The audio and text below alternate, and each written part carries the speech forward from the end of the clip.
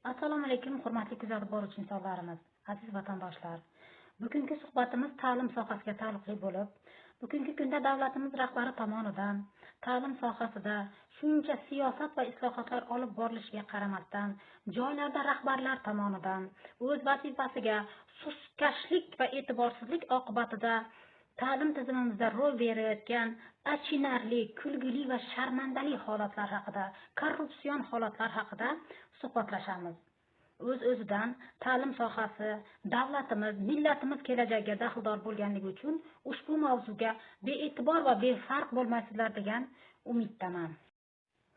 Ko'pchilikka ma'lumki, men mana Haqiqat yo'llari kanali orqali Olot tumanida joylashgan 27-son MTT oldidan videolar olib chiqqanman, video murojaatlar va u yerda o'sha MTT mudrasi Jonazarova meni ishga qabul qilmagani, asossiz qabul qilmagani va ichkaridagi korrupsion holatlar, nepotizm va shunga o'xshash qonunbuzarliklarni yashirish maqsadida meni ishga qabul qilmayotgani va hokazo jarayonlar haqida video olib chiqqan edim va shundan keyin tuman hokimligi va prokurorimiz aralashuvi bilan meni u yerga ishga kiritib qo'yishgan edi. Shundan keyin u yerda biroz muddat ishladim, ya'ni 3 oylik shartnoma bilan bitta dekretchini o'rniga kirib ishladim va u yerdagi hozirgi kunda men qaytgandan keyin 21-aprel kuni sodir bo'lgan juddayam kulgili, juddayam achinarli, juddayam sharmandali bir holat haqida, ya'ni mudra metodist, qo'sh tirnoq ichidagi metodist. Metodist nima uchun qo'sh tirnoq ichida deganimni video davomida tushuntirib beraman. Metodist, mudra va tarbiyachi ishtirokida bo'lib o'tgan MMA jangi. Tarbiyalanuvchilar oldida 2 guruh, oshxonada 2 guruh tarbiyalanuvchilar, yosh go'daklar oldida uyushtirilgan, mudra boshchiligida uyushtirilgan MMA jangi haqida menga video kelib tushdi, murojaat kelib tushdi.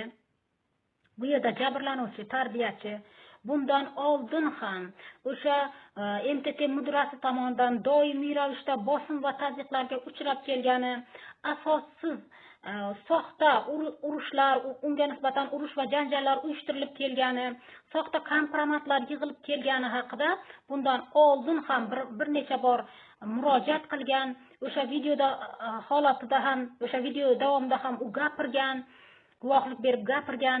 Mana bu yaqinda 21-aprel kuni esa mudra tomonidan unga tajovuzkorona, vahshiyona bolalar, tarbiyalanuvchilar oldida tarbiyachini vahshiylarcha kaltaklash holati sodir bo'lgan video hozir meni qo'limga kelib tushdi. Aniqrog'i bundan biroz muddat kelib tushgan edi, biroz muddat oldin kelib tushgan edi, lekin bu video haqida jimgina turgandik, jimgina. Sababi voqealar rivojini kuzatib borayotgan edik. Ammo voqealar rivojini kuzatish davomida bu yerda juda ko'p shubhali holatlar kuzatilayotgani, bu yerda juda ham ko'p sirlar ochilib borayotgani, bundan tashqari jabrlanuvchining noroziligi borligi sababli ushbu videoni tarmoqqa olib chiqishga majbur bo'ldik. O'sha sharmandali holatdan keyin tumanimiz hokimi Nargida Negmatova kelib 27-son MTTda bunday xodimlar ta'lim sohasiga noloyiq ekanligi, uchovi ham ishdan bo'shatilish haqida topshiriq berib ketgan edilar. Bu ko'pchilikka ma'lum. Shundan keyin xalqimiz orasida meni nomzodim, ya'ni mudralikka qo'yilganligi yoki mudra bo'libdi degan gaplar tarqalib, ko'pchilik tomonidan menga telefonlar bo'ldi, tabriklaymiz, siz mudra bo'libsiz deb xursandchilikdan insonlarimiz meni tabriklashga tushdi. Bu holat haqiqatdan yiroq. Men hech qanday hali mudra bo'lib tayinlanganim yo'q. Hattoki shunday bir xalqimiz tomonidan takliflar ham ko'payib ketdiki, sizni nomzodingiz qo'yilsin mudralikka, biz hammamiz ovoz beramiz degan takliflar ham bo'ldi. Avvaloki ishonch uchun sizlarga rahmat, o'rtoqlar. Aytmoqchimanki, MTT mudralari saylanmaydi, ya'ni ovoz berish yo'li bilan saylanmaydi. Avvaloki birinchidan saylanmaydi. Ikkinchidan u qonun yo'li orqali xalq ta'limi boshqarmalari tomonidan, ya'ni viloyat boshqarmalari tomonidan tayinlash yo'li bilan ishga qabul qilinadi. Bu uchun mana Argus degan tizimimiz bor. O'sha Argus tizimiga hujjat topshiriladi. U uchun siz malaka talablaringiz to'g'ri kelishi kerak. Tugallangan oliy ma'lumot, men hozir ma'lumotim tugallanmagan. Undan tashqari necha yildir staj degan gaplar bor. Bu Argus tizimi o'zi shaffofligiga ham ishonchim yo'q, lekin qonun bo'yicha shunday. Prezidentimiz bir tomondan olib qarasak, prezidentimiz yuqoridan turib, menga diplom kerak emas, menga sadoqatli, o'z ishining ko'zini biladigan xodimlar, insonlar kerak deyapti-yu, lekin baribir amalda boshqacha, baribir prezidentimiz siyosati o'z yo'liga, amalda boshqalar bilganini qilib yuribdi. Ya'ni demoqchimanki, meni malaka talablarim ham to'g'ri kelmaydi. Malaka talablarim to'g'ri kelgan taqdirda ham bizga o'xshagan to'g'rigo'y, haqiqatgo'ylar umuman bu sohaga ishga qabul qilinmaydi degan fikrdaman. Ya'ni bizga o'xshagan haqiqatgo'ylar ayrim bir tizimdagi korrupsioner, o'g'ri amaldorlarga bizga o'xshagan haqiqatgo'ylar kerak emas. Ularga prezidentga sadoqatli, xalqqa sadoqatli emas, o'zlariga sadoqatli xodimlar kerak deb, bu meni shaxsiy fikrim. Shu uchun avvalo ishonch uchun rahmat xalqimizga. Mana shu mudralikka meni loyiq topib, mana shu ishonch bildirib, farzandlaringizni mana shunday insonga biz topshirish xohlaymiz deb ishonch bildirganlaringiz uchun sizlarga katta rahmat. Demak, asosiy mavzuga o'tamiz. Shundan keyin tumanimiz prokurori yordamida men 2025-yil joriy yil yanvar oyida o'sha 27-son MTTda tarbiyachi lavozimida 3 oy ishlab faoliyat olib bordim va 18-aprel kuniga kelib meni ish faoliyatim, u yerda shartnomam tugatildi. Ish faoliyatim to'xtatildi. Men u yerdan ish faoliyatimni yakunlab qaytganimdan keyin 3 kun o'tib 21-aprel kuni mana shu aytayotgan mudira, tarbiyachi va metodist ishtirokida tarbiyalanuvchi bolalar oldida uyushtirilgan sharmandali MMA jangi bo'lib sodir bo'lgan. Hozirda ushbu holat yuzasidan, ya'ni tarbiyalanuvchi, 2 guruh tarbiyalanuvchi bolalar oshxonada ovqatlanayotgan paytda mudira kelib hech qanday sababsiz tarbiyachini urib, kaltaklab, MMA jangi uyushtirib, mana shu yoshgina go'daklar oldida, mana shu millatimiz kelajagi bo'lgan go'daklar oldida metodist bilan birgalikda urib, tishlab, tan jarohati yetkazib, vahshiylarcha kaltaklab qilgan xatti-harakatlari bo'yicha hozir jabrlanuvchi sud ekspertiza ko'rigidan o'tgan va u yerda uni yuzlarida o'sha metodist tomonidan tishlab qilingan tishlarning jarohatlari, badanida ko'karishlar va boshqa holatlar bilan hozir sud ekspertizadan o'tgan. Hozir bu yerda jabrlanuvchining qilayotgan e'tirozlari va noroziligi shundan iboratki, o'sha mudiraning mana shu holatida ham mana shu qilgan, mana shu paytgacha qilgan xatti-harakatlardan tashqari mana shunday ta'lim sohasiga yarashmaydigan, umuman kechirib bo'lmaydigan, umuman qabul qilib, hazm qilib bo'lmaydigan mana bunday holatlaridan keyin, mana bunday xatti-harakatlardan keyin ham o'sha mudirani o'sha MTTda, o'sha mudira lavozimida saqlash uchun maksimal darajada harakatlar bo'layotganidan jabrlanuvchimiz juda ham noroziligini bildiryapti. Va ushbu videoni ijtimoiy tarmoqlarda e'lon qilish uchun menga ushbu videoni yubordi. Lekin bu sharmandali videoni hozircha tarmoqda e'lon qilmay turaman. Ta'lim tizimidagilar, 2 quloqlaring bilan eshitib turinglar. Agar haqiqatda ham mana shu mudiraning xatti-harakatlariga huquqiy baho berilib, ta'lim tizimida ishlashga haqqi bormi, yo'qmi? Bu doimiy ravishda bu yerda MTTda tinchlik bo'lmaganligi, bu harakatlari o'zi sun'iy ravishda tashkillashtirib, amalga oshirib kelgani, mana bugungi kunga kelib, bu e'tiborsizlik, rahbarlarning e'tiborsizligi oqibatida mana o'zini o'zi nazorat qila olmasdan bugungi kunda mana shu tarbiyachiga nisbatan o'zining shaxsiy adovatini amalga oshirish maqsadida uni vahshiylarcha tarbiyalanuvchi yosh go'daklar oldida kaltaklagani va buning oqibatida hali ham bu o'z ish lavozimida ishlab kelayotganligi holatiga agar huquqiy baho berilib, qani bu holatda bundan keyin ta'lim sohasida ishlashga haqqi bormi yoki yo'qmi degan savollarga to'g'ri va aniq javob berilmasa yoki qonuniy yondashilib buni o'z ish lavozimida qoldirish yoki qoldirmaslik haqida haqqoniy va qonuniy qarorlar qabul qilinmasa, rahbarlar tomonidan tegishli va keskin choralar ko'rilmasa, ushbu videoni, sharmandali videoni, achinarli videoni, kulgili videoni, qaysi bir ma'noda kulgili videoni butun ijtimoiy tarmoqlarga sizdiramiz. Xudo xohlasa. Buni qarangki, o'sha tarbiyachini kaltaklashda jonbozlik ko'rsatgan, vahshiylarcha kaltaklab, bolalarni qo'rqishiga sababchi bo'lgan. Hali bitta bolalar qo'rqib ham qolibdi. Qo'rqib bog'chaga bormaymiz. Bizni bog'chamizga militsiya keldi, qon chiqdi, bog'chaga bormayman deb turgan bolalar bor ekan uyga borib. Qo'rqib, bolalarning qo'rqib qolishiga sababchi bo'lgan. Mana shu metodistimiz aslida metodist vazifasida ishlamas ekan. Buni kim tekshiradi? Bu nima degan gap bu? Mana biz hozirgacha mana shu metodist deb kelgan, metodist vazifasini bajaryapti deb o'ylab kelgan, mana shu bog'cha ochilganidan buyon mana 3 yildan oshiq muddat metodist deb hisoblab kelayotgan xodimimiz Orzugul Sunnatova aslida metodist lavozimida ishlamasligi, u aslida jismoniy yo'riqchi ekanligi ma'lum bo'lyapti. Bu nima degan gap bu? Bu nima sharmandalik bu? Bu ta'lim tizimini nazorat qiladigan bir organlar yo'qmi bu? Ta'lim tizimidagilar, prokuraturadagilar bir tirikmisizlar o'zi, tirik bo'lsalaringiz, bu nima degan gap bu? O'sha Orzugul Sunnatovaning biror marta jismoniy yo'riqchi sifatida birorta guruhda ishlab, o'z vazifasini bajarganligini, masalan, dars mashg'ulotlarini o'tganini biz ko'rmadik. Bundan oldin 2024-yilda ham 6 oy ishlaganman u bog'chada, mana 25-yilga o'tib ham 3 oy ishladim. Tarbiyachilardan so'rab surishtirdim, biron marta jismoniy yo'riqchi lavozimida o'z vazifasini, o'z mashg'ulotlarini o'tib nima qilmagan bu.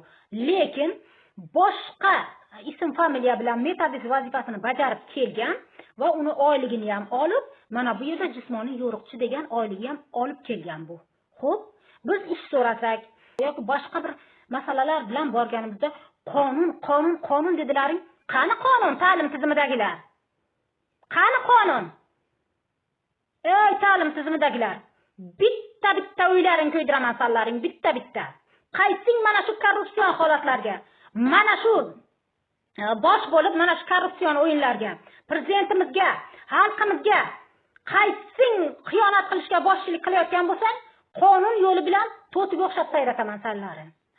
Bundan tashqari 3 oy olib borgan faoliyatim davomida, hurmatli aziz vatandoshlar, u yerda issiq suv, sovuq suv tizimlari ishlamasligi, ya'ni yanvar oyida ishga borganimda tashqarida 9 gradus, -10 gradus bo'lib yotibdi harorat. Issiq suv tizimi ishlamasligi, bolalar hojatga kirgandan keyin qo'l yuvish sharoitlari yo'qligi, u suvni muzlab yotgan suvga qo'lini yuvsa bola, faktiski u sog'liq uchun zararli. Agar yuvmasa, shamollaysan, kasallanasan deb agar yuvmasa qo'lini, hojatxonadan chiqqandan keyin bolaning ovqatlanishi bor, boshqasi bor, mashg'ulot o'tishi bor, boshqasi bor. Bu yana tarafdan sog'liq uchun xavfli. Buni ham aytib, gapirib, tortishib, bu issiq suv tizimini ishlaydigan qildik. Tarbiyachilarning aytishicha, u yerda issiq suv tizimi undan oldin ishlamagan. Bundan tashqari, xonada mashg'ulotlar o'tish uchun, bolalarning o'ynab, boshqa bir faoliyat olib borish uchun umuman o'yinchoqlar yo'q. Bundan oldin 2024-yilda ishlaganimda, 23-24-yillarda ishlaganimda bog'chaga dastlabki ochilgan paytida berilgan qanchadan qancha o'yinchoqlar birortasi yo'q. Qani bu? Qayerga yo'qolgan bular? Qani bu? Bolalar nima mashg'ulot, masalan, qurish, yasash bo'yicha mashg'ulotlar olib borish kerak, legolar kerak, boshqa konstruksiyalar va boshqa darslar uchun hech qanday mashg'ulotlar uchun o'yinchoqlar yo'q u yerda. Buni ham aytdik, mudiraga aytdik, boshqasiga aytdik, xo'jalik ishlari bo'yicha mudiraga aytdik, boshqasiga aytdik, hech qanday natija bo'lmadi. Bu o'yinchoqlar qani? Qayerga yo'qolgan va nima uchun hozirgi kunda buni joyiga qo'yish yoki boshqa keltirish nimalari qilinmayapti, bolalar uchun sharoitlar qilinmayapti. Bundan tashqari o'sha bolachalar uchun, tarbiyalanuvchilar uchun ta'minotchilar tomonidan yetkazib berilayotgan go'sht mahsulotlari, sut mahsulotlari talabga javob bermasligini bir necha bor aytdim. yetkazib berilayotgan sut mahsulotlaridan, qo'pol bo'lsa ham uzr tezakning hidi kelayotgani, tezak, uni sifat nazoratini kim tekshiryapti? Kasha pishyapti bolalarga, hidlab ko'rsangiz, ko'nglingiz ayniydi. Buni aytdim, zavqozmay o'sha kim bo'lsa aytdim, buni nimaga aytaman, ta'minotchiga aytaman, unday qilaman, bunday qilaman dedi, bilmayman nima qildi, nima qo'ydi. Undan tashqari go'sht mahsulotlari pishmayotgani, ovqatda, suyuq ovqatlarda ham, quyuq ovqatlarda ham pishmayotgani, uni chaynash qiyin bo'layotgani, bolalar uchun bunday sifatsiz go'shtlar kim nazoratini qilib, kim buni MTTga yetkazib berayotgani, bolalar uchun sifatli, yaxshi, tez pishadigan go'shtlar yetkazib berilishi o'rniga aksincha bir qarigan, bir sifatsiz go'shtlar, xudo bilsin bu kasal mollarni yetkazib berilayotgani, kim nazoratga olayotgani buni aytib eshitganimdan keyin har bir ovqatga solinayotgan go'shtni maydalagichdan o'tkazib, chopqilab, bu makaronga soladimi bu grechkaga soladimi bu perlovkaga soladimi nima ovqatga solsa, go'sht maydalagichdan o'tkazib, mana shu yo'l bilan bolalarning iste'molini ta'minladilar.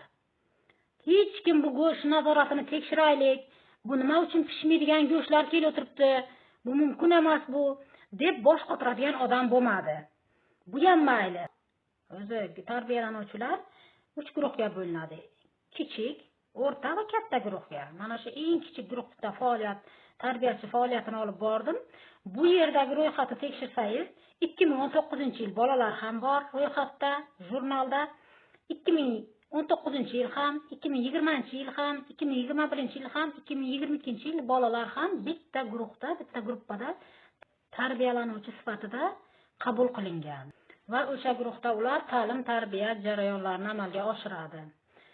Xullas kalom, bu holatlar bo'yicha masalan, kichik guruh, o'rta guruh, katta guruhga mansub har xil yoshdagi bolalar bitta guruhda, kichik guruhda. Bu mumkin emas holat aslida. Masalan, bolalarning psixik rivojlanishi, aqliy rivojlanishi va hissiy rivojlanishi va hokazo rivojlanish jarayonlariga o'zlariga taalluqli mashg'ulotlar, dars mashg'ulotlari olib borilishi kerak.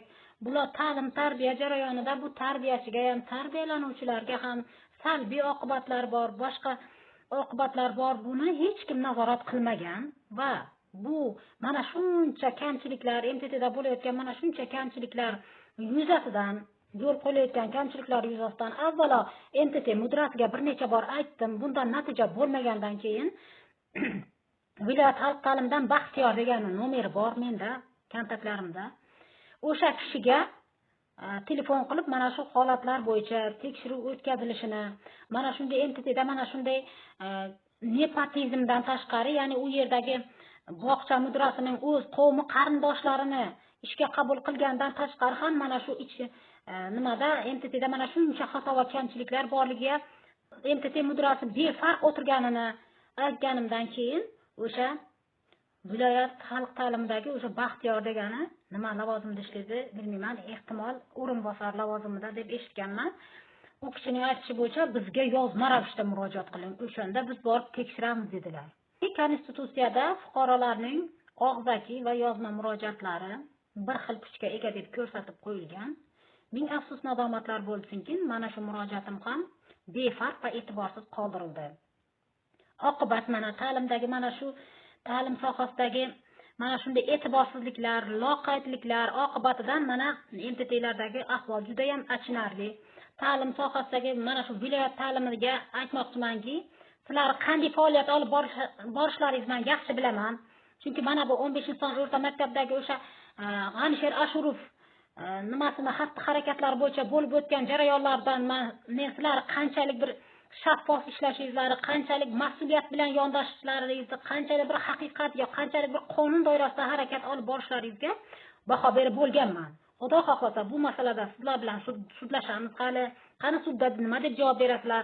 Lekin mana bu holatda, mana bu 27-son MTTdagi mana bu holatlar yuzasidan qani MTT mudrasi hozir mudralik lavozimga loyiqmi yoki noloyiqmi? O'sha holatda haqqoniy, qonuniy va xolisona baho berilib, jiddiy va keskin choralar ko'rilishi kerak deb talab qilaman va mana shunday umiddaman, mana shunday o'ylayman. Eng yomoni nima bilasizlarmi? Tuman hokimi Nargiza Negmatovaga tuman hokimi Nariza Nekmatovaga yolg'on ma'lumot berish, yolg'on ma'lumot olib kirish bo'yicha bunga yetadigani yo'q. Mana shu mudraga yetadigani yo'q. Qachonki meni masalamda, meni ishga qabul qilish yoki boshqa bir masalada nima qilinadigan bo'lsa, bu darhol yolg'on ma'lumot kiritib, bunga faqat tuman prokurori bas kelib ekan. Tamom, boshqasi bas kelib bilmaydi. Mana shunaqa holat. Hozir hech kimga shaxsiy adovatim yo'q. 3 oy ishlagan bo'lsam, o'z vazifamni to'g'ri bajarib, faoliyatimni olib borib, shartnomam tugagandan keyin qaytdim. Men birorta tarbiyachi bilan ham janjallashganim yo'q yoki mudira bilan santak-masak qilib tortishib, unaqa holatlar kuzatilmadi. Hech kimga shaxsiy adovatim yo'q, lekin holat bo'yicha haqiqat yuzaga chiqishi tarafdorman, chunki bu ta'lim tarbiya maskani bu.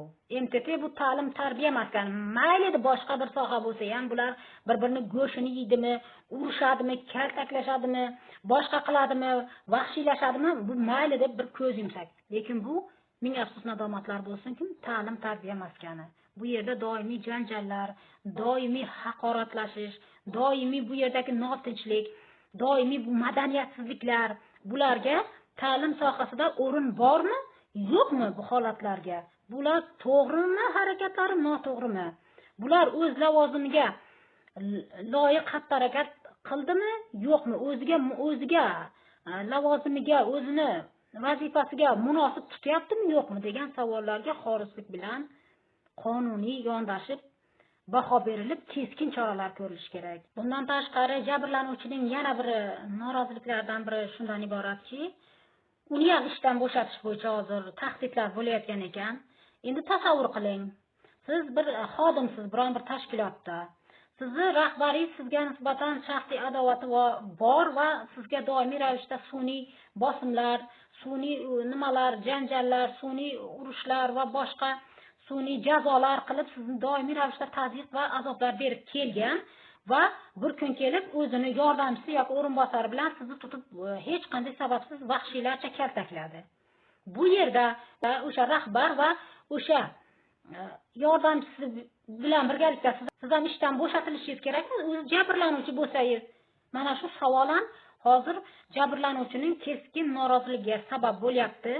Bundan tashqari yana jabrlanuvchiga o'tkazilayotgan bosimlar, u yerda soxta kasaba uyushmasi yig'ilishlari tashkillashtirilib, u yerda unga soxta mudira boshchiligida ishchilarga norozilik nimasi tuzilib, dalolatnoma nima tuzilib, buni ishdan bo'shatish haqida adetda bir patgina pinagi otib olish uchun bir yotgan joylarini, uxlagan joylarini suratga olib, boshqa qilib, bu sun'iy kompromatlar yig'ilgan u tarbiyachiga nisbatan aslini olganda, haqiqati olganda, kasaba uyushmasi raisi yangi saylangan, bu tamomı senga tegishli. Seni men bir oqila ayol, bir hurmatga sazovor ayol sifatida bilaman, aslishli ayol deb bilaman. Bular o'yinlarga uchib bunaqa qilishing vijdonan to'g'ri emas. Chunki men u yerda ichkarida ishlaganman. Kimlar uxlagan, kimlar uxlamagan men yaxshi bilaman. Hammang yotasan albatta, hammang yotasan. Agar kameralar hammasi ko'tariladigan bo'lsa, qaysi biring albatta yotmaganman deb aytib bilasan. Vijdon bormi? Sanlar tarbiyachisanlar. Bunday vijdonsizliklar bilan kelajak avlodga, bu yosh murg'aklarga, tarbiyalanuvchilarga nima tarbiya berib bilasizlar sizlar? Kechadan oldingi kun, 2 kun oldin shanba kuni shaxsan shu masalada hokimning qabuliga kirdim men. Tuman hokimi qabuliga kirdim. U yerda hokim meni yana o'sha MTTga qaytadan yordamchi tarbiyachi lavozimiga qo'yishini aytdi. Lekin men u yerda ishlamasligimni, noroziligimni, birinchidan 800 ming oylik bilan yordamchi tarbiyachi lavozimida ishlab bilmasligimni, bu bilan 3 bolam boqib bilmasligimni, ikkinchidan unaqa vijdonsiz nimada jamoada, vijdonsiz xodimlardan iborat jamoada ishlamasligimni tuman hokimiga bildirdim. Yaxshisi o'zimni blogerlik faoliyatini rasmiylashtirmoqchiman. Xudo xohlasa qonuniy ro'yxatdan o'tib, o'zimni blogerlik faoliyatimni qonuniylashtirish harakatidaman. Buni tuman hokimiga aytdim. Bundan keyin har qanday masalada, har qanday muammoingiz bo'lsa, mana bu ekraningizda ko'ringan raqamlarga qo'ng'iroq qilib biz bilan bog'lanishingiz mumkin. Agar sizning muammolaringizda, agar sizni qiynayotgan masalada rahbarlar tomonidan nohaqliklar, adolatsizliklar yoki qonun buzilish holatlari kuzatiladigan deb hisoblasak, biz uni ijtimoiy tarmoqlar orqali e'lon qilishga va yuqori turuvchi tashkilotlarga yetkazib berishga sizga amaliy yordam beramiz. Xudo xohlasa, blogerlik faoliyatini qonuniylashtirib, rasmiy ro'yxatdan o'tib, rasmiy kanal sifatida yurgizish niyatim bor inshaalloh. Bilaman, hozir biz O'zbekistonda juda ham tahlikali vaziyatdamiz, ya'ni faollarga, bloger, jurnalistlarga nisbatan bo'layotgan holatlar, jarayonlarni biz kuzatib turibmiz. Avvaliga bu holatlar blogerlarga nisbatan uyushtirildi desam, blogerlar balkim huquqiy jihatdan ongi yetmagandir yoki jurnalistik bilimi yetmagandir, mayli mana shu jinoyatlari yoki harakatlari sodir qilib qo'ygandir deb o'ylasam, mana bundan bu yog'ini kuzatsak, katta huquqiy bilimga ega bo'lgan insonlar, jurnalistlarga ham bu holatlar, harakatlar davom qildirilyapti. Masalan, Anora Sodiqova, sobiq deputatimiz Rasul Kusherbayev, Jahongir To'laganov, bundan tashqari yana Otabek Bakirovni adashmasam, mana ayniqsa ham inson huquqlari bo'yicha ezgulik jamiyati raisi Abdurahmon Tashanovga nisbatan bo'lgan holatlardan keyin juda ham qoyil qoldim. Demak, faollarga nisbatan prezidentimizning siyosatlariga zid ravishda qandaydir bir qora kuchlar juda ham kuchli urush e'lon qilgan, qaysidir ma'noda urush e'lon qilgan, lekin baribir bundan qo'rqadigan joyim yo'q. Xalqimiz xizmatiga, prezidentimiz siyosatiga qarshi noqonuniy bo'layotgan adolatsizliklar, nohaqliklarga qarshi kurashda xalqimiz xizmatida bo'lib, biz ham mana shunday nohaqliklarga duch kelsak, shunaqa bizga nisbatan ham qandaydir bir nimalar uyushtirilsa, buni biz sharaf deb qabul qilamiz.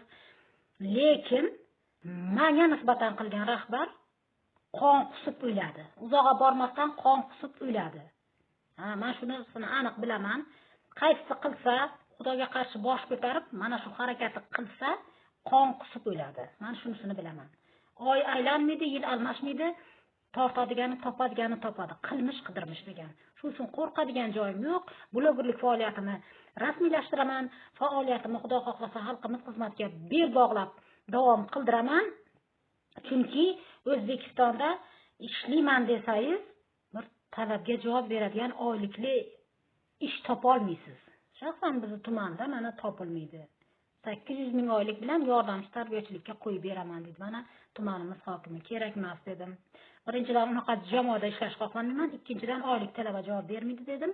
Shu bilan hurmatli kuzatib boruvchi insonlarimiz sog' bo'lasizlar. Uzr vaqtingizni olib qo'ygan bo'lsam, videoga like bosinglar va ta'lim sohasida bo'layotgan bunday nohaqliklarga e'tiborsiz bo'lmanglar va tarqatinglar deb sizlar bilan xayrlashaman. Hamma salomat bo'lsin.